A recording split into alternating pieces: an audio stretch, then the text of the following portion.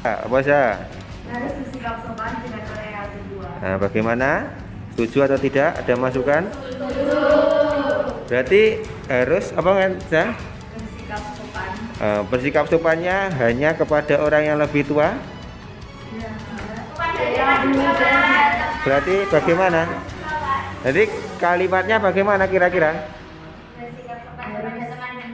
Nah, bersikap sopan kepada siapa saja atau hanya guru dan teman saja? Berarti kepada orang tua juga tidak sopan.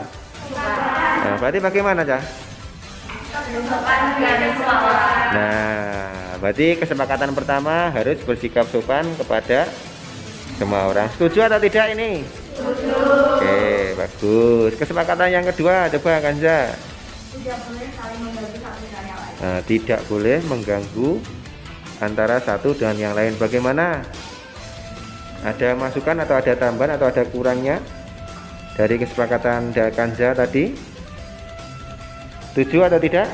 Setuju. Ada masukan atau tambahan mungkin? Tidak ada? Oke, tadi kedua adalah apa Kanza? Sudah? Tidak boleh saling mengganggu satu dengan yang lain. Nah, tidak boleh saling mengganggu satu dengan yang lain. Setuju atau tidak? Setuju. Tidak boleh mengejek teman dengan nama panggilan orang tua. Bagaimana? Nah, setuju. Masuk ke tidak boleh membuli tadi ya, berarti itu ya anak-anak ya. Oke. Langsung masuk ke membuli tadi ya. Sudah, nggak usah dibully. Tidak boleh mengejek teman dengan nama panggilan orang tua. Bagaimana? Nah, setuju. Masuk ke tidak boleh membuli tadi ya, berarti itu ya anak-anak ya. Oke. Langsung masuk ke membuli tadi ya. Sudah, nggak usah ya.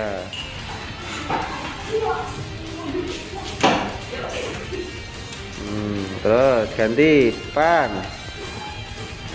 Ya, ya siapa? Ada kamu.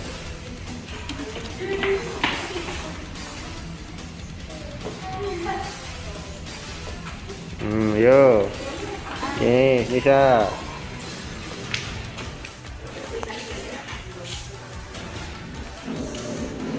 Yo, sit.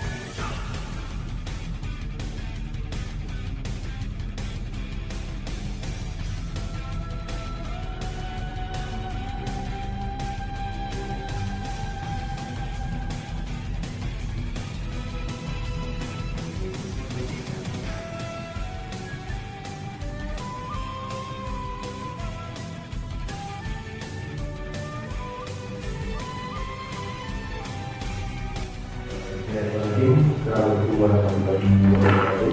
Waalaikumsalam warahmatullahi wabarakatuh. Yang kedua, Bapak Kepala Sekolah SD Negeri 2, Bapak Ibu Guru SD Negeri 2 yang saya muliakan. Pertama kali mari kita panjatkan puji syukur kepada Allah Subhanahu wa Ta'ala yang telah melimpahkan rahmat serta hidayahnya sehingga kita semua dapat terkumpul pada siang hari ini tanpa ada satu halangan apapun. Yang kedua, selawat dan salam tentunya dikatakan kepada Nabi besar Nabi Muhammad SAW yang telah membawa umatnya dari zaman jahiliyah sampai zaman Islamiyah yang kita tunggu dapatnya di umur akhir nanti. Allahumma amin. Pada kesempatan kali ini saya tentunya sebelum perkenalan di TGP itu biasanya sebelum mulai kegiatan harus ada salamnya. Nah di TGP ini salamnya adalah salam dan bagi. Bapak Ibu Guru yang berbahagia, pada kesempatan kali ini perkenalkan, nama saya itu Badari Jakarta. Saya merupakan calon guru penggerak angkatan 4 dari SD Negeri 2 Kabupaten Magetan. Nah pada kesempatan kali ini saya akan memaparkan praktik baik saya terkait dengan budaya positif. Dan sebelum masuk ke praktek baik saya terkait dengan budaya positif, di sini saya akan menampilkan sebuah foto yang mungkin saat ini lagi bagi Bapak Ibu Guru. Coba kita lihat fotonya apa? Ya, ini. Ada yang pasti Bapak Ibu Guru pasti sudah tahu. Siapakah orang yang di foto ini kira-kira? Ya, Di foto ini adalah Ki Hajar Dewantara. Nah, ketika melihat foto ini, ketika mengingat Ki Hajar Dewantara ini, apa yang ada di pikiran Bapak Ibu Guru terkait dengan Ki Hajar Dewantara? Slogannya. Apa bunyi slogannya? Ing asal Suntiyojo, ing madya manungsa, seturi handayani. Mantap, terima kasih Bu. Terima kasih. Jadi slogan yang terkenal dari Ki Hajar Dewantara itu adalah Ingasal Suntiyojo, ing madya manungsa, seturi handayani. Namun Bapak Ibu Guru, tidak hanya itu saja yang terkenal dari Ki Hajar Dewantara, banyak sekali terutama filosofi atau pemikiran yang terkait dengan pendidikan. Nah, menurut Ki Hajar Dewantara, pendidikan itu sebenarnya adalah proses menuntun. Nah, diibaratkan ketika kita menuntun anak kecil. Kira-kira kalau kita menuntun anak kecil, kita berada di depan, di tengah, atau di belakang mulut dulu? Kira-kira ketika menuntun anak kecil yang belajar berjalan, kira-kira kita berada di mana? Di samping bisa, di belakangnya bisa. Kalau depannya bukan menuntun, tapi nyeret. Oke, menuntun ini sebenarnya yang bisa membuat jalan itu anaknya atau yang menuntun begitu. Kira-kira apa? Yang membuat anak tersebut bisa berjalan. Kira-kira potensi anaknya ataukah yang bisa menuntunnya? Kedua-duanya. Oke, betul. Karena yang terpenting ini adalah ketika kita menuntun anak, sebenarnya yang bisa membuat anak berjalan itu adalah potensi yang ada di anak tersebut. Jadi potensi anak itu sudah punya potensi untuk berjalan. Nah, tugas kita hanya menuntun dan menjaga anak tersebut tidak mengalami sesuatu yang berbahaya. Sama halnya dengan filosofi pendidikan menurut Ki Hajar Dewantara. Nah, menurut Ki Hajar Dewantara, guru itu diibaratkan sebagai seorang petani. Nah, sedangkan anak-anak itu diibaratkan sebagai benih-benih tumbuhan.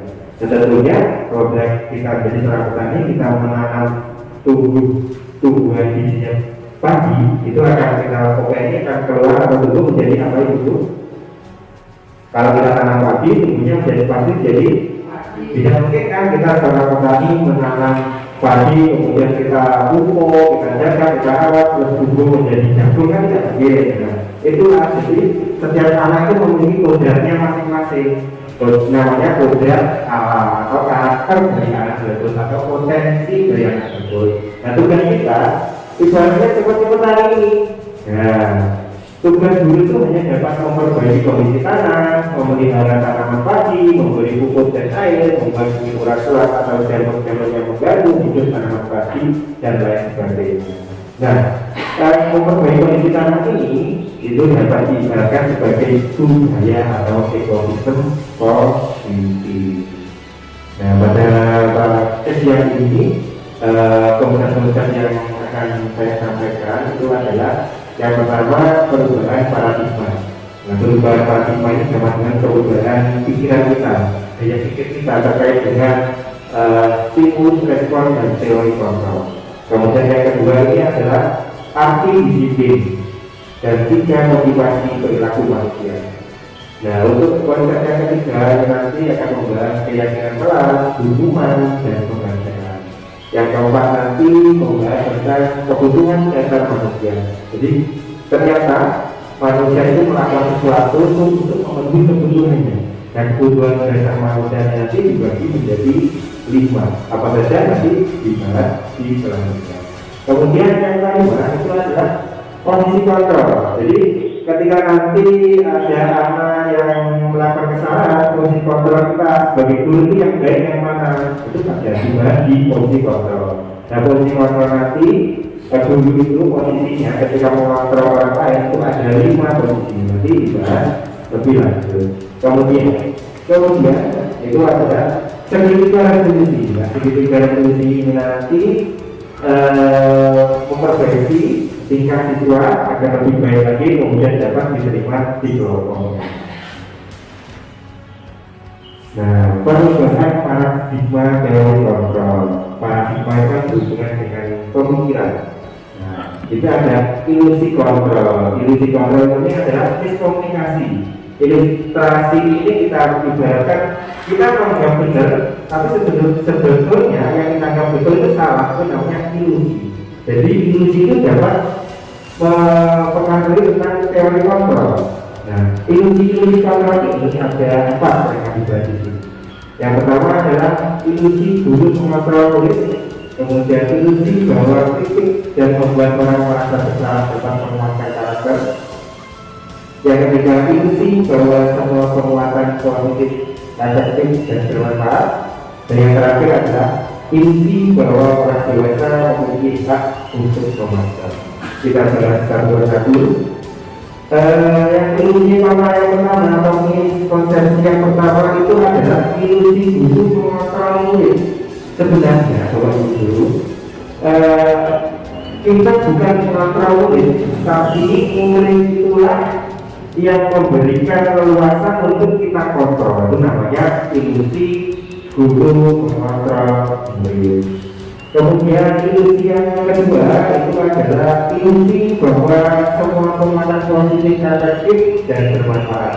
Nah, dinamakan penguatan positif efektif ini itu biasa kita sebut sebagai rujukan rayuan. Nah, ini miskonsepsi tentang ilusi kontrol. Nah, penguatan positif rujukan ini adalah bentuk-bentuk kontrol segala usaha untuk mempengaruhi murid agar mengulangi suatu perilaku tertentu.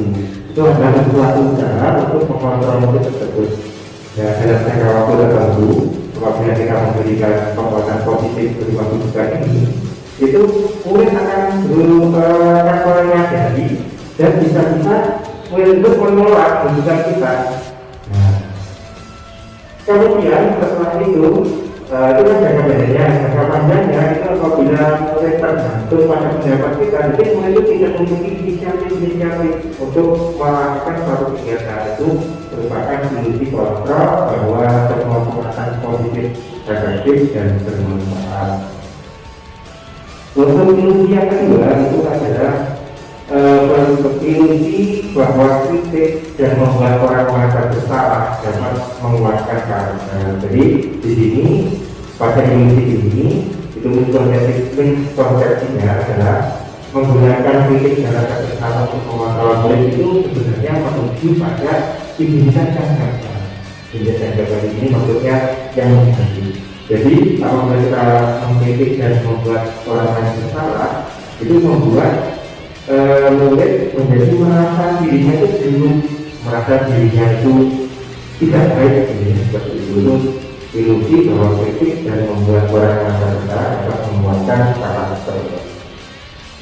Ilusi yang terakhir itu adalah lebih kontrol bahwa orang dewasa itu memiliki hak untuk memaksa. Sebenarnya orang dewasa yang percaya bahwa mereka itu memiliki tanggung jawab, terutama guru itu memiliki tanggung jawab bahwa membuat murid itu berbuat hal-hal tertentu. Jadi harus manut apa yang dibicarakan oleh bapak ibu guru. Nah, apapun yang dilakukan dapat diterima selama ada tujuan kemajuan berdasarkan sebuah pengukuran. Pada saat itulah orang dewasa akan menyadari bahwa perilaku memaksa itu tidak akan efektif dalam jangka waktu panjang, dan sebuah hubungan apabila kita memaksa tentunya hubungan permusuhan akan terbentuk. Nah, pada materi ini dulu kita melakukan perubahan paradigma yang awalnya itu berupa stimulus respon menjadi teori kontrol. Coba Bapak Ibu tanyakan kepada diri Bapak Ibu guru masing-masing. Bisakah kita mengontrol seseorang? Mereka bisa atau tidak Bapak Ibu? Yang mengontrol itu orang lain atau diri kita sendiri? Kira-kira kalau teori kontrol ya Tuhan dipikir diri yang benar itu bisa mengontrol diri atau bisa mengontrol orang lain. Nah, kalau menurut materi yang saya dapatkan dari pendidikan guru beberapa ini, seseorang itu kita itu tidak bisa mengontrol orang lain. Yang bisa kita kontrol adalah diri kita sendiri. Itu yang saya peroleh dari pendidikan tahun guru beberapa tadi. Nah, jadi kan ada perubahan paradigma stimulus respon menjadi teori kontrol. Saya coba dulu pada paradigma stimulus respon itu kita mencoba mengubah agar orang itu berpandangan sama dengan kita. Itu merupakan stimulus respon atau paradigma stimulus respon. Yang benar menurut teori kontrol itu kita tidak bisa mencoba orang lain.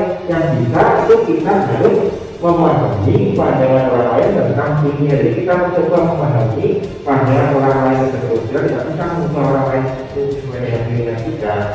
Kemudian kalau stimulus respon itu perilaku buruk itu dilihat sebagai suatu kesalahan, itu teori stimulus respon. Kalau teori kontrol itu semua perilaku manusia tentunya itu memiliki tujuan. Nah, tujuannya tadi untuk memenuhi kebutuhan dasar manusia tadi.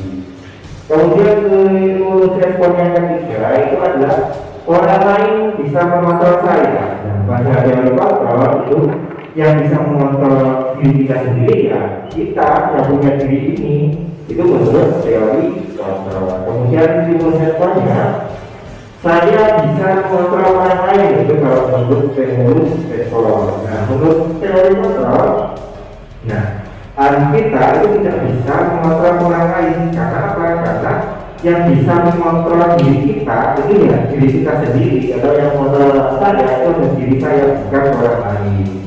Kemudian stimulus responnya ada yang kemudian berpikir menakar. Jadi kalau ada suatu kegiatan itu berpikir kamu, saya menang, kamu menang, itu merupakan konsep stimulus responnya. Untuk paradigma yang baru yaitu teori kontrol itu tidak ada yang berpikir menakar, akhirnya menang dan menang, artinya win-win solution kalau bahasa kerennya. Nah, kemudian ketika kita mendengar kata disiplin, kemudian apa yang terlintas dari Ibu ketika mendengar atau membaca kata-kata disiplin? Ya, Pak bagus, kira-kira orang yang membaca kata disiplin, kira-kira apa? Tepat waktu atau kepatuhan terhadap aturan. Itu kalau di dalam hukum ini kita ubah. Disiplin itu sebenarnya adalah apa dalam disiplin itu? Nah, disiplin itu sebenarnya itu adalah berasal dari bahasa Latin, Bapak Ibu. Nah, bahasa Latin ini adalah disiplina, yang artinya belajar. Jadi disiplin itu bukan waktu terhadap aturan, melainkan disiplin adalah belajar. Nah, belajar ini itu berasal dari kata berkolaborasi dengan diri dari pemimpin Sokrates dan Plato. Diri ini atau belajar ini atau disiplin ini membuat orang lain kembali potensinya menuju sebuah tujuan yang dia kerjai, yang dia ingin. Itu namanya disiplin diri. Namun seperti yang Bapak sampaikan tadi, Nah, namun dalam budaya kita, makna kata asing itu telah berubah menjadi sesuatu yang dilakukan seorang pada orang lain untuk mendapatkan kepatuhan. Itu kalau budaya kita. Nah, kecenderungan umumnya itu menghubungkan kata disiplin dengan ketidaknyamanan. Kalau kita tidak sesuai dengan hati kita melakukan suatu peraturan, kita kan merasa tidak nyaman. Kemudian bukan dengan apa yang kita hargai atau pencapaian suatu tujuan dunia. Itu merupakan budaya disiplin. Disiplin menurut budaya kita. Mungkin setelahnya kita harus berpikir lagi merubah konsep ini yang awalnya disiplin itu tentang kepatuhan, sekarang disiplin itu juga menjadi belajar. Nah, Bapak Ibu dulu, manusia itu melakukan perilaku tentunya didasari sebuah motivasi. Nah, berdasarkan teori motivasi ini, ada dua motivasi yang mendasari perilaku manusia. Nah, motivasi tersebut berasal dari eksternal atau dari luar dan dari internal atau dari diri kita masing-masing.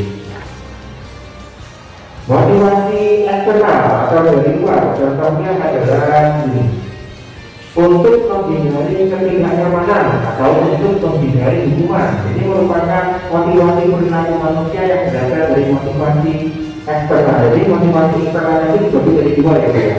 Yang pertama itu adalah menghindari ketidaknyamanan atau hukuman.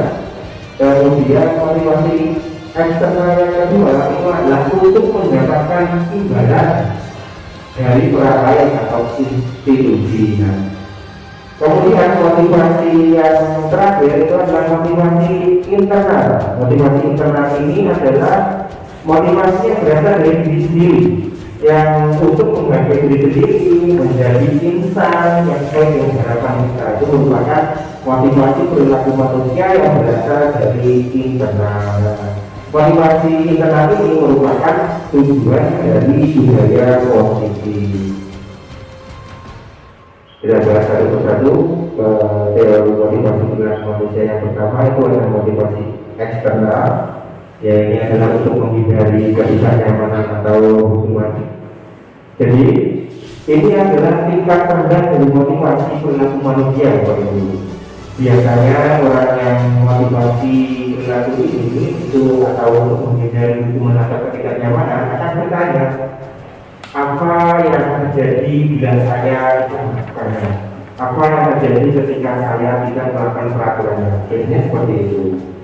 Nah, sebenarnya mereka itu tidak patuh, melainkan mereka itu menghindari permasalahan yang mungkin muncul dan berpengaruh pada mereka secara fisik, psikologis maupun tidak terpenuhinya kebutuhan mereka, bila mereka tidak melakukan tindakan tersebut. Kemudian motivasi eksternal yang kedua itu adalah untuk mendapatkan imbalan dari orang lain atau institusi. Nah, satu tingkat di atas motivasi yang pertama tadi itu adalah motivasinya untuk mendapatkan imbalan. Nah, orang yang dengan motivasi ini akan bertanya, apa yang akan saya dapatkan kalau saya melakukannya? Apa yang akan saya dapatkan ketika saya masih belajar? Itu merupakan motivasi eksternal untuk mendapatkan imbalan dari orang lain. Kemudian yang terakhir, teori motivasi yang terakhir itu adalah teori motivasi intrinsik. Nah, atau dari dalam diri masing-masing. Teori ini itu adalah orang yang dengan motivasi ini akan bertanya, akan menjadi orang yang seperti apa bila saya melakukannya. Itu merupakan teori motivasi perilaku manusia yang berasal dari dalam diri manusia. Nah, mereka melakukan sesuatu karena nilai-nilai yang mereka yakini dan terjadi, dan mereka melakukannya karena mereka ingin menjadi orang yang melakukan nilai yang mereka yakini tersebut. Jadi orang yang memiliki motivasi perilaku ini sadar bahwa dia melakukan sesuatu itu atas dasar diri sendiri karena dia ingin menjadi apa yang mereka inginkan. Nah, kemudian teori intrinsik tadi itu ada sebagai dasar untuk terciptanya disiplin positif. Nah, tujuan disiplin positif ini adalah menanamkan motivasi kepada murid-murid, yaitu untuk menjadi orang yang mereka inginkan, untuk menjadi orang yang mereka percayai dengan nilai yang mereka percayai. Nah, ketika nanti murid-murid kita sudah memiliki motivasi tersebut, mereka telah memiliki motivasi intrinsik yang berdampak panjang, lebih panjang daripada ekstrinsik tadi, atau motivasi dari luar tadi. Contoh, misalkan ekstrinsik tadi, misalkan kan ingin mendapatkan pujian. Ketika kita tidak memberikan pujian, tentunya anak-anak tidak melakukan lagi kegiatan tersebut. Nah, beda dengan intrinsik ini, yang disiplin positif ini, mereka memiliki motivasi dalam diri untuk menjadi lebih baik yang mereka yakini. Jadi mereka dampaknya itu lebih panjang. Nah, motivasi ini tidak akan terpengaruh pada hukuman dan pujian. Hukuman atau pujian atau hadiah, mereka akan tetap berperilaku baik, tetap akan berlandaskan nilai kebaikan, karena mereka ingin menjadi orang yang menjunjung tinggi nilai-nilai yang mereka hargai lagi. Nah, tentunya menjadi keinginan mereka itu bisa disebut kata merdeka. Nah, menurut Ki Hajar Dewantara, merdeka itu adalah merdeka itu artinya tidak hanya terlepas dari perintah, akan tetapi juga cakap buat memerintah diri sendiri. Jadi sebenarnya tujuan dari budaya positif itu adalah memerdekakan murid. Jadi mereka itu tidak hanya terlepas dari aturan-aturan dan aturan, tetapi mereka itu harus cakap dalam memerintah diri sendiri. Itu merupakan tujuan dari merdeka menurut Ki Hajar Dewantara. Nah, budaya positif tadi kalau dulu itu diperoleh dari yang pertama itu adalah kesepakatan kelas. Nah, poin yang pertama, kita kalau kita ingin menciptakan budaya positif di lingkungan sekolah kita, itu berdasarkan materi yang saya dapat dari pendidikan secara sebelumnya ini, kita harus membuat peraturan kelas terlebih dahulu. Nah, peraturan kelas ini nanti diharapkan kalau jadi itu muncul keyakinan kelas. Keyakinan kelas itu keyakinan yang dimiliki oleh anak didik kita. Keyakinan ini nanti akan disampaikan, akan menjadi unsur prinsip ketika anak nanti melakukan suatu perbuatan. Nah, itu berawal dari peraturan kelas, kemudian keyakinan kelas. Ketika keyakinan kelas sudah terbentuk, tentunya akan terbentuk juga lingkungan yang positif. Jadi kalau kelas 1 sudah memiliki keyakinan kelas, kalau kelas 6 memiliki keyakinan kelas yang tentunya positif, maka akan terbentuk lingkungan di dalam sekolah yang tentunya lingkungan tersebut adalah lingkungan positif. Kemudian lingkungan positif ini yang akan membentuk nanti sebagai budaya positif yang akan dilakukan dalam kehidupan sehari-hari di lingkungan sekolah, di lingkungan keluarga maupun di lingkungan masyarakat. Nah, kenapa harus keyakinan kelas? Kok tidak peraturan? Padahal peraturan itu tidak ada di dalam kelas dan kita sepakati di kelas tidak ada peraturan-peraturan. Nah, sebelum masuk kenapa kok harus keyakinan kelas? Coba Bapak Ibu amati yang pertama ini. Mengapa kita memiliki peraturan dan menggunakan helm bila mengendarai kendaraan dua? Kira-kira itu apa yang Bapak Ibu? Kita menggunakan helm ketika mengendarai roda dua karena apa? Biar apa? Biar mendapatkan keselamatan. Nah, keselamatan ini nanti akan menjadi keyakinan kelas. Kemudian mengapa kita memiliki peraturan berdasarkan tepat waktu pada saat mengikuti pelatihan? Karena apa yang Bapak Ibu? Mengapa kita harus memiliki peraturan berdasarkan tepat waktu pada saat mengikuti pelatihan? Itu agar kita menghargai orang yang memberikan materi itu dia. Nah, menghargai nanti merupakan sebuah keyakinan. Nah, nilai-nilai keselamatan atau kesehatan inilah yang kita sebut sebagai sebuah keyakinan. Nah, keyakinan ini Bapak Ibu dulu, yaitu nilai kebajikan atau prinsip-prinsip universal atau menyeluruh yang disepakati bersama secara universal lepas dari belakang suku, latar belakang suku, negara, bahasa maupun agama. Nah, suatu keyakinan ini Bapak Ibu itu akan lebih memotivasi seseorang dari dalam tentunya untuk motivasi secara intrinsik. Nah, seorang yang memiliki keyakinan ini akan lebih bergerak dan bersemangat untuk menjalankan keyakinannya. Nah, daripada hanya sekedar menulis serangkaian peraturan. Murid-murid itu demikian, mereka perlu mendengarkan dan mendalami tentang suatu keyakinan daripada hanya mendengarkan peraturan-peraturan yang mengatur mereka terus berlaku begini atau begitu. Jadi menurut kami yang mengikuti pendidikan guru penggerak ini, lebih baik kita membuat keyakinan daripada kita hanya membuat peraturan-peraturan. Kemudian di sini ada prosedur pembuatan keyakinan kelas. Nah, di sini ada 7 langkah pembuat keyakinan kelas. Yang pertama itu adalah mempersilahkan murid-murid di kelas untuk bertukar pendapat, artinya saling bertukar pendapat tentang peraturan yang perlu disepakati di kelas.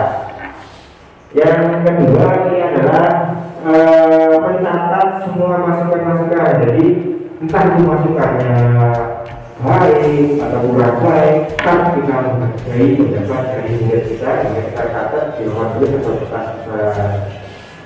Kemudian susunlah keyakinan kelas sesuai dengan prosedur pembentukan keyakinan kelas. Nah, nanti dulu apabila ada kata-kata atau kalimat-kalimat yang negatif itu diganti dengan kalimat-kalimat positif. Nah, kalimat-kalimat negatif itu seperti apa? Contohnya itu tidak boleh, itu diganti jadi ganti positif lagi. Misalkan dilarang mengejek, jadi diganti dengan saling menghargai. Kemudian kata yang keempat itu adalah tinggal kembali. Mungkin ada pernyataan yang tertulis di sana, mungkin banyak juga peraturan sebagainya. Kemudian yang kelima itu adalah 3 orang bersama-sama. Yang keenam itu adalah setelah keyakinan kelas dibuat, maka semua kelas dipersilakan untuk meninjau ulang dan menyetujuinya dengan menandatangani keyakinan kelas tersebut, termasuk guru juga, karena mau tidak mau kalau bisa di depan murid kita harus jadi teladan, karena menurut Geger Dewantoro guru itu akan teladan yang baik bagi siswa. Kemudian yang terakhir, prosedur pembuatan keyakinan kelas yang terakhir itu adalah keyakinan kelas yang sudah ditandatangani oleh guru, oleh siswa itu ditempel di dinding kelas akan mudah dilihat oleh semua warga kelas. Nah, di sini Bapak Guru ada 2 buah contoh ya, ada contoh A dan contoh B. Nah, kira-kira dari kalimat yang di A dan di B, kira-kira kesepakatan orang itu yang mana ya Bapak Guru? Apakah yang A yang datang tepat waktu, menjaga kebersihan sekolah, atau yang B kami guru dan murid yang saling menyayang, kami murid yang semangat dalam belajar, atau kami murid yang peduli dengan teman-teman? Kira-kira yang mana yang B Bapak Ibu? Yang B ya, betul sekali. Nah, yang dinamakan keyakinan itu contohnya yang B Bapak Ibu. Kalimatnya bukan sebuah peraturan, tidak ada kalimat-kalimat yang negatif. Jadi ini merupakan contoh yang ini merupakan contoh dari kesepakatan kelas. Ini untuk lebih mengetahui dan lebih mengetahui lanjut tentang peraturan kelas. Ini ada peraturan. Nah, peraturan ini sebenarnya itu untuk menuju keyakinan kelas atau nilai kebajikan. Nah, coba yang A itu selalu kembalikan duduk ke depan. Kira-kira keyakinannya apa? Nah, keyakinannya dan yang ditangkap itu akan tanggung jawabnya oleh guru. Jadi kalau kita mengembalikan duduk ke depan, tentunya kita menjadi orang yang bertanggung jawab, mengembalikan pada teman-teman. Kalau dilarang mengganggu orang lain, keyakinan kelasnya apa? Bukan itu coba di sini. Nah, kalau dilakukan mengganggu orang lain, tapi pasti ketika Bapak Ibu guru membuat keyakinan oleh kelas, itu pasti ada kata-kata dilarang dan lain-lain. Lebih baik itu diganti kata-kata dilarang itu dengan cara menghormati orang lain dan diri sendiri. Kemudian di sekitar 5 menit sebelum belajar dimulai, buat artinya kita menghargai orang lain, kemudian kita kelasnya. Ya. Kemudian dilarang melakukan kekerasan, jadi jangan banyak yang menghormati orang lain dan lain-lain. Nah, ini Bapak Ibu dulu praktek baik membuat kesepakatan kelas saya. Apa aja? Harus bersikap sopan dengan orang yang berdua. Nah, bagaimana? Setuju atau tidak? Ada masukan? Berarti harus apa kan? Bersikap sopan. Bersikap sopannya hanya kepada orang yang lebih tua. Ya. Kepada yang muda. Berarti bagaimana? Jadi kalimatnya bagaimana kira-kira? Nah, bersikap sopan kepada siapa saja atau hanya guru dan teman saja? Berarti kepada orang tua juga tidak sopan. Nah, berarti bagaimana, Cah? Sopan dengan semua orang. Nah, berarti kesepakatan pertama harus bersikap sopan kepada semua orang. Setuju atau tidak ini? Setuju. Oke, bagus. Kesepakatan yang kedua, coba Kanza.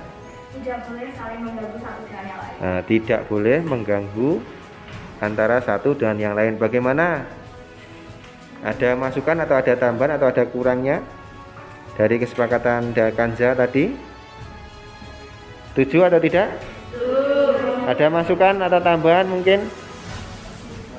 Tidak ada? Oke, tadi kedua adalah apa Kanza? Sudah? Tidak boleh saling mengganggu satu dengan yang lain. Nah, tidak boleh saling mengganggu satu dengan yang lain. Setuju atau tidak? Setuju. Tidak boleh mengejek teman dengan nama panggilan orang tua. Bagaimana? Nah, setuju. Masuk ke tidak boleh membuli tadi ya, berarti itu ya anak-anak ya. Oke. Langsung masuk ke membuli tadi ya. Bisa. Ya.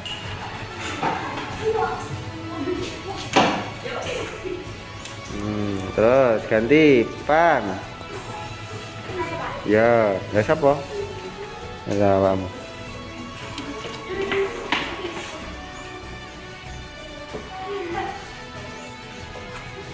Yo. Yes, bisa.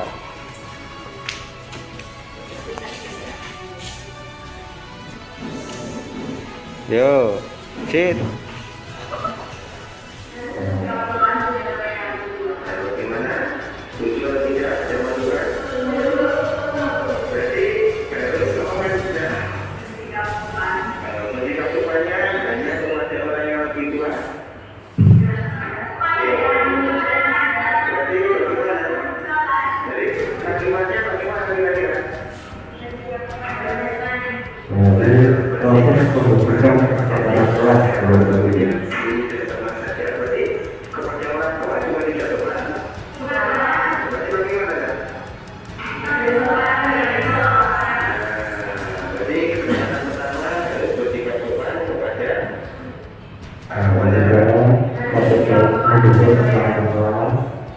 Juga sama bentuk kesepakatan kelas.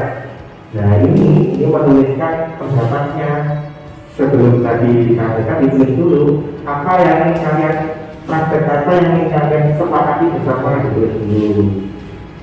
Nah ini pendapatan kita coba lihat visual. Ekspresinya kan bahagia sekali ketika dia membuat kesepakatan yang sesuai dengan keinginannya. Nah ini menandakan hasil kesepakatan kelas. Nah ini coba. Ini berlihat ekspresinya, terlihat bahagia sekali ketika murid diberi kebebasan untuk membuat kesepakatan, untuk menentukan nilai-nilai yang ada di dirinya. Nah ini sebuah kesepakatan kelas yang sudah saya lakukan. Nah ini hukuman itu bersifat hukuman dan konsekuensi. Jadi nanti ketika orang melakukan sesuatu itu ada dua pilihan, apakah dikasih hukuman atau dikasih konsekuensi. Nah, hukuman itu tidak terencana atau tiba-tiba. Kemudian kalau konsekuensi itu sudah terencana atau sudah disepakati bersama, itu merupakan konsekuensi. Nah, ini ada tabel yang membedakan antara hukuman dan konsekuensi. Nah, hukuman itu sesuatu yang menyakitkan, itu adalah hukuman. Sedangkan konsekuensi itu sesuatu yang harus terjadi dan lain-lain. Kalau hukuman itu paksaan, kalau konsekuensi itu stimulus tanggapan, konsep diri yang, kalau hukuman itu konsep diri yang buruk. Jadi orang yang melakukan kesalahan mendapatkan hukuman itu menganggap dirinya itu buruk. Kemudian kalau konsekuensi, konsep diri yang baik. Jadi kalau konsekuensi ini anak dilatih untuk memberikan menanggapi perilaku yang mereka kerjakan. Ketika dia melakukan kesalahan, apa yang harusnya kamu lakukan untuk menebus kesalahan itu? Nah, ini tindakan guru. Coba kita lihat ini hukuman atau konsekuensi kira-kira. Mencatat 100 kali di buku, di dalam buku kalimatnya yang tidak akan terlambat karena terlambat kesalahan. Kira-kira hukuman atau konsekuensi?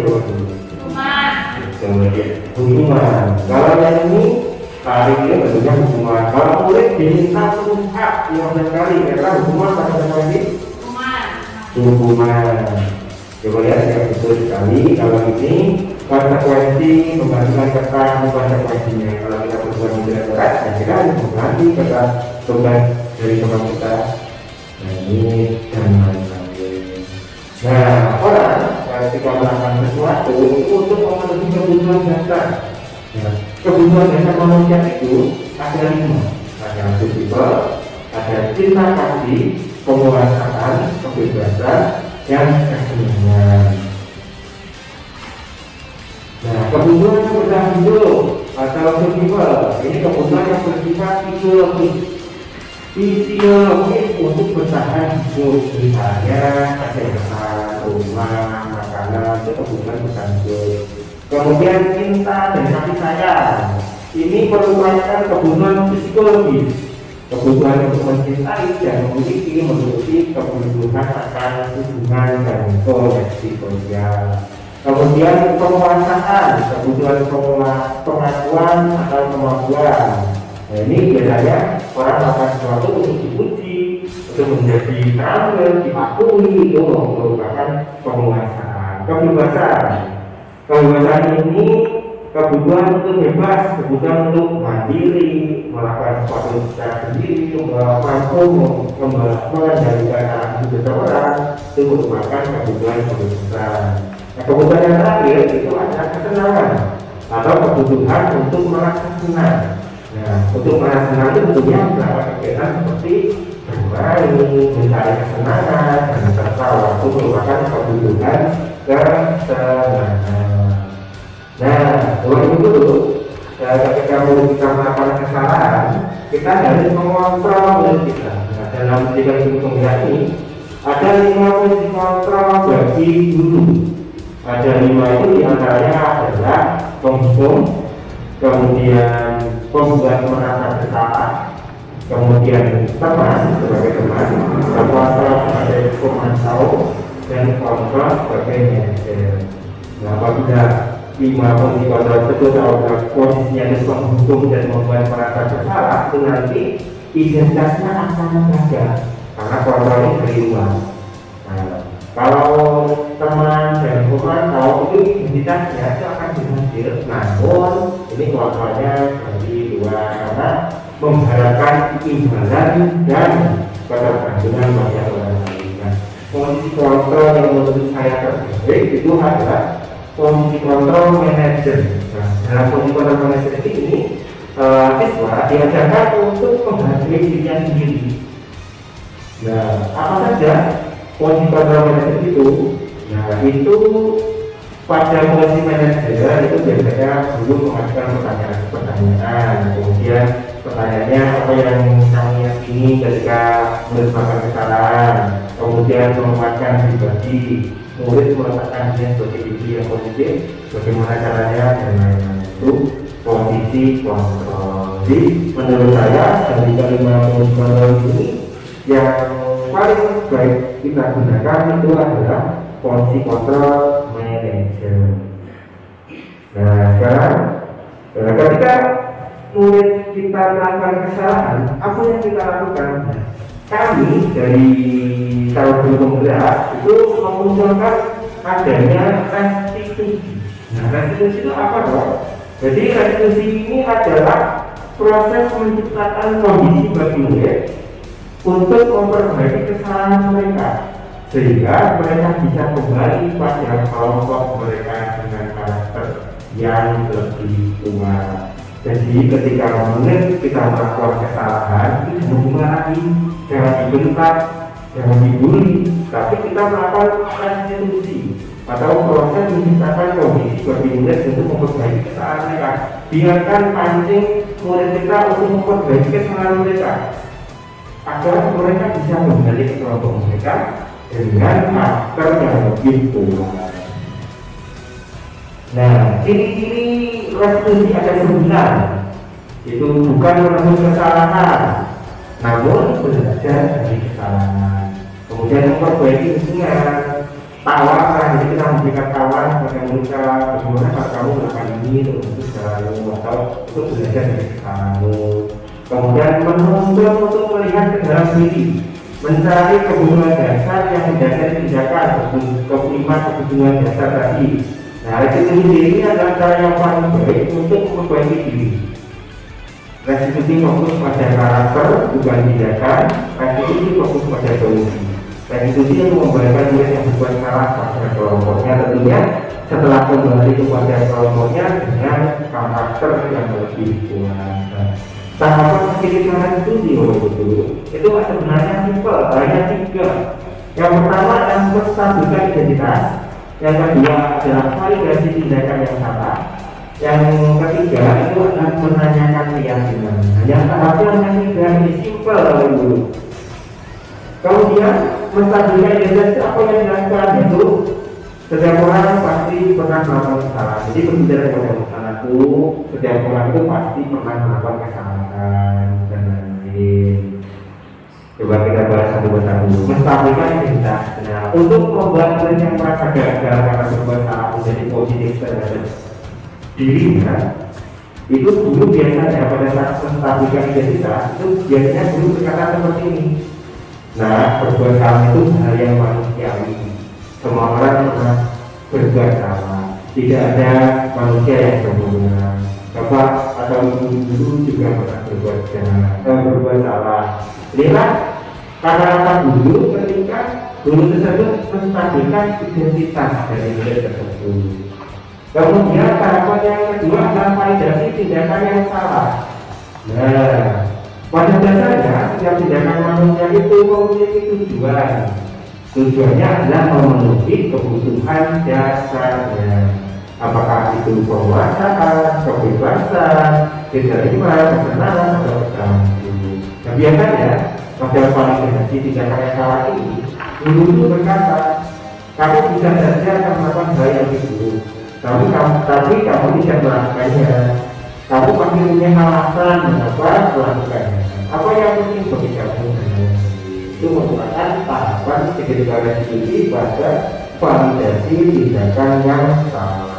Kemudian yang terakhir, tahap restitusi dengan dunia terakhir itu adalah menanyakan keyakinan. Murid melihat kesalahan hubungan dengan nilai kebaikan yang diyakini, mendasari manusia berinteraksi dengan orang lain. Biasanya pada itu guru itu berkata, apa yang kita percaya di kelas atau sekolah kita, nilai kebaikan dan apa yang pernah kita sepakati. Ini agar anak-anak kembali lagi kepada keyakinan yang sudah mereka sepakati sebelumnya. Nah, kemudian ada waktu 30 detik untuk intervensi. Waktu ini digunakan untuk membantu murid kembali ke tujuan semula. Nah, dengan cukup singkat dan dengan cara konfrontasi, tidak memberikan konfrontasi. Ini sudah sendiri apa yang kamu ingin berbuat lebih baik, sampai apa yang kamu inginkan dan apa keyakinan. Nah, sini Bapak Ibu Guru, saya pernah praktik sedikitnya restitusi. Nah, praktik ini ketika adik saya yang pertama itu tidak membuat tugas, yang kedua adalah tidak memakai masker. Nah, ini langsung saja ke poinnya ya.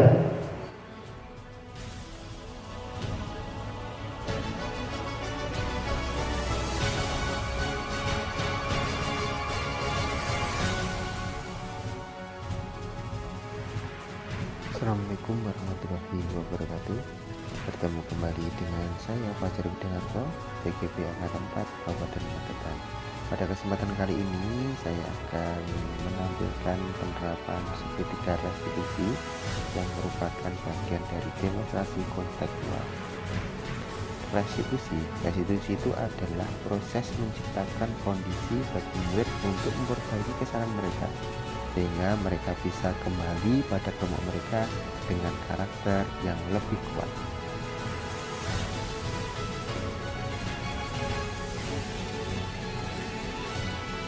Pada restitusi ini ada 3 tahapan yang harus dilalui. Yang pertama itu adalah menstabilkan identitas, yang kedua adalah validasi tindakan yang salah, dan yang terakhir adalah menanyakan keyakinan. Nah, di sini saya akan menampilkan tahapan-tahapan restitusi saya yang pernah saya lakukan.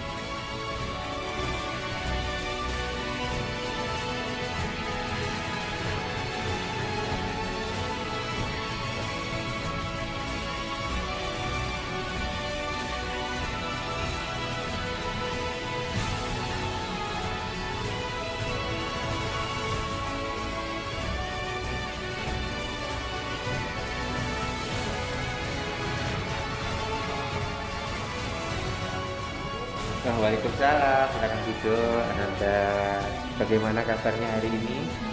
Alhamdulillah baik. Kira-kira Ananda saya panggil ke sini ada sesuatu yang ingin saya sampaikan. Kira-kira Ananda tahu? Oh iya betul sekali. Hari ini ternyata buku tugasnya Ananda tertinggal di rumah ya. Betul ya. Ya kenapa kok bisa tertinggal? Lupa. Tetapi Bapak yakin bahwa Ananda pasti sudah mengerjakan, ya kan? Namun tertinggal di rumah, begitu ya kasusnya. Oh ya tidak apa-apa anakku. Setiap manusia itu pasti melakukan kesalahan, ya kan? Bapak dulu juga seperti itu. Pada saat sekolah juga bukunya juga tertinggal. Nah, kira-kira Ananda masih ingat tidak keyakinan kelas atau kesepakatan belajar sudah kita sepakati bersama-sama? Apa kira-kira? Membawa buku sesuai jadwal. Betul, membawa buku sesuai jadwal. Hari ini kan Ananda tidak membawa buku tugasnya. Kira-kira apa yang akan Ananda lakukan untuk kedepannya? Sebelum berangkat sekolah mengecek buku dan akan mengerjakan soal. Luar biasa, bagus, alhamdulillah sekali Ananda ya. Jadi Ananda langkah selanjutnya itu adalah akan mengecek dulu sebelum berangkat sekolah sesuai dengan jadwal atau belum. Kemudian tugas hari ini dikerjakan teman-temannya, gitu ya. Oke, kita luar biasa langkah-langkahnya. Nah, ini ketika pengalaman ini sebagai sesuatu yang jadi pengalaman yang terbaik bagi Ananda. Kalau bisa dengan grand belajar hari ini untuk kejadian selanjutnya adalah bekerja gitu paham ya. Ada yang nanyakan lagi? Cari apa? Harapan saya tadi, saya tidak dimarahi karena melakukan kesalahan tadi, dan saya ingin berubah sesuai dengan keinginan saya sendiri. Terima kasih.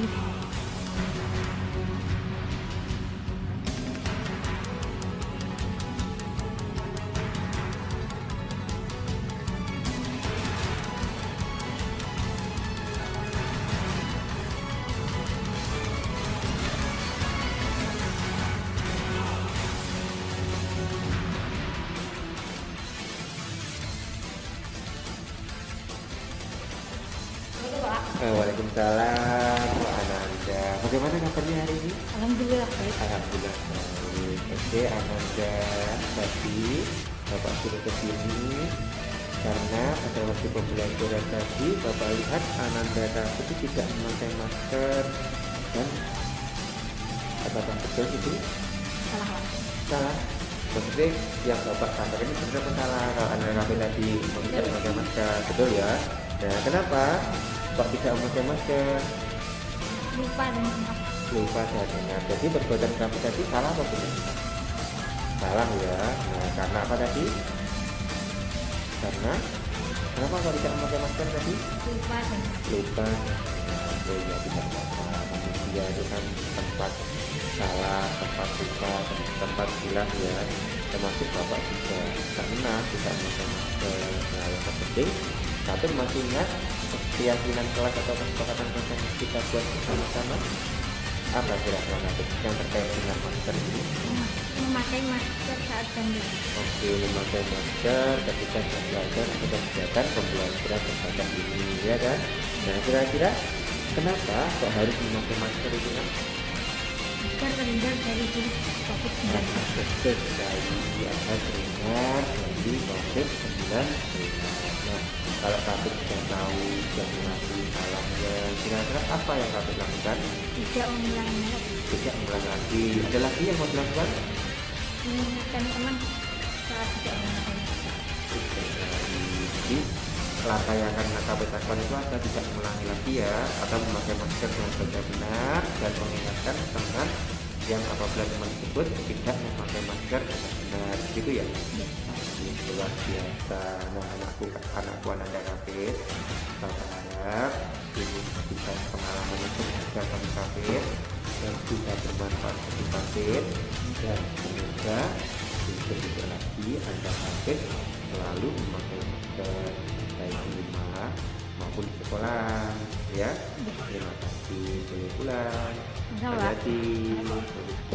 Saat kegiatan tadi sangat menyenangkan. Saat saya melakukan kesalahan, saya tidak dimarahi dan saya ingin merubah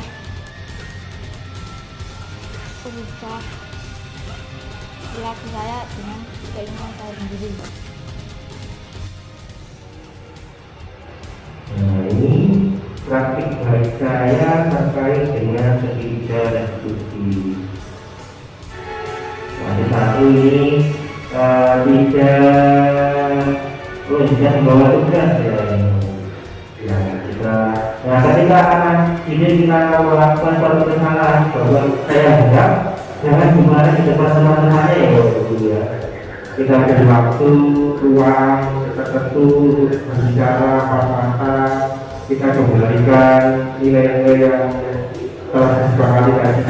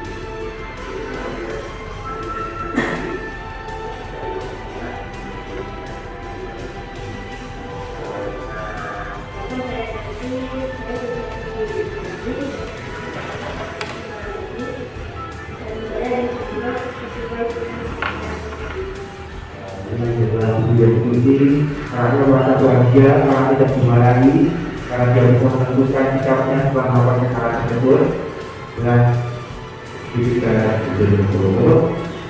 Kasus yang kedua ini itu ketika Andi saya sudah memakai masker. Katanya anak-anak pasti ada lupanya yang mereka tidak bawa masker, tidak memakai masker.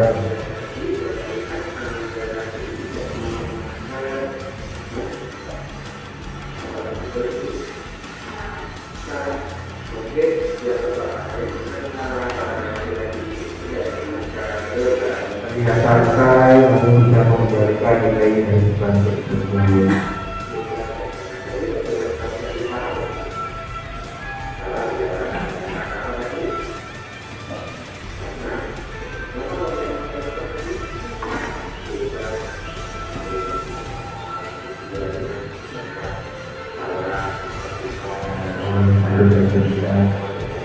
Kembali ke bermasalah.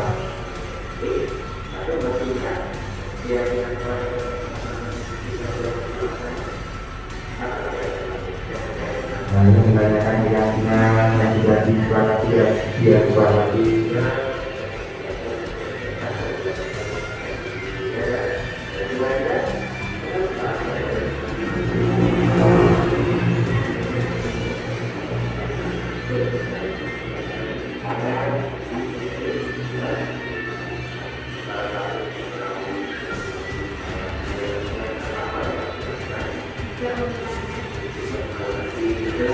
Ini menanyakan tidak lanjutnya nanti kembali ke kelompok apa yang dilakukan ketika melakukan kesalahan.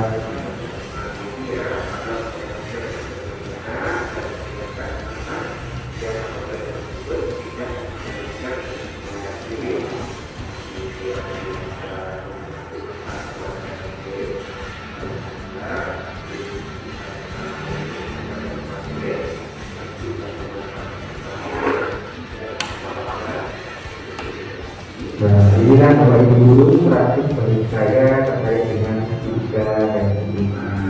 Ya, mungkin ada yang ingin ditanyakan dari Bapak Ibu guru.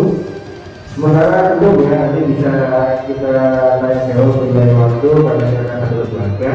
Jadi bisa tanya apapun selama saya masih bisa menjawab akan saya jawab. Nanti kalau bisa akan saya ajukan ngobrol secara guru-gurunya. Terima kasih untuk guru atas waktunya. Atas kurangnya saya mohon maaf untuk sebelumnya. Bila ada yang berbeda, wassalamualaikum warahmatullahi wabarakatuh.